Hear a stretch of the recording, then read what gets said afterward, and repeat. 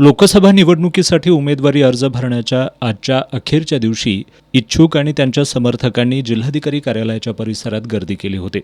या गर्दीच्या पार्श्वभूमीवर इथं पोलीस बंदोबस्त तैनात करण्यात आला होता. आज अखेरच्या दिवशी कोल्हापूर लोकसभा मतदारसंघातून 13 उमेदवारांनी 14 अर्ज दाखल केले. यामध्ये माजी आमदार मालोजीराजे छत्रपती आणि काँग्रेसचे राष्ट्रीय सचिव बाजीराव खाडे यांच्या अर्जांचा समावेश आहे. काँग्रेसकडून निवडणूक लढवण्यासाठी इच्छुक असलेले बाजीराव खाडे गेल्या काही महिन्यांपासून मतदारसंघात संपर्क अभियान राबवत निवडणुकीची तयारी करत होते. मात्र त्यांना उमेदवारी न मिळाल्यानं आज त्यांनी बंडखोरी करत अर्ज दाखल केलाय. अर्ज दाखल केल्यानंतर माध्यमांशी बोलताना बाजीराव खाडे यांना अश्रू अनावर झाले.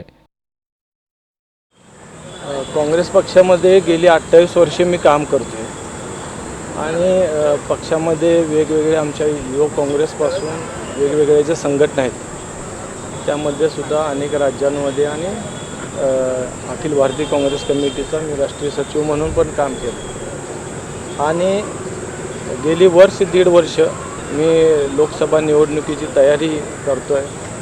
ह्या मतदारसंघामधील प्रत्येक गाव असेल किंवा शहरामधील प्रत्येक प्रभाग असेल त्या प्रत्येक ठिकाणी संपर्क करून मी काम करायचा प्रयत्न केला आणि हे सगळं करून त्याच्याबरोबर मी सहकार क्षेत्रामध्ये जे काम केलं किंवा पंचायत राज क्षेत्रामध्ये काम केलं आणि इतर ज्या आमच्या कोल्हापूरच्या प्रश्नांबद्दल सुद्धा रस्त्यावरची आम्ही जी लढाई लढलो हे सगळं काम असताना आणि पक्षामध्ये गेली वर्षभर कुणीही उमेदवारी मी सोडून मागत नव्हतं जाहीररित्या आणि ह्या सगळ्या बाजू असताना उमेदवारी देताना तिकीट वाटपाच्या प्रक्रियेमध्ये आम्हाला कुठंही पक्षानं विचारात घेतलं नाही आणि निश्चितपणे आता असं वाटतं की गेल्या 28 वर्षाची जी आमची जर्नी आहे पक्षामध्ये त्या आज निश्चितपणे एक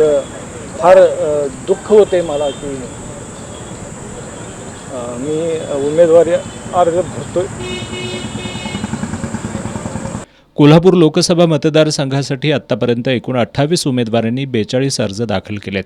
हातकणंगले लोकसभा मतदारसंघासाठी आज 16 उमेदवारांनी 22 अर्ज दाखल केले.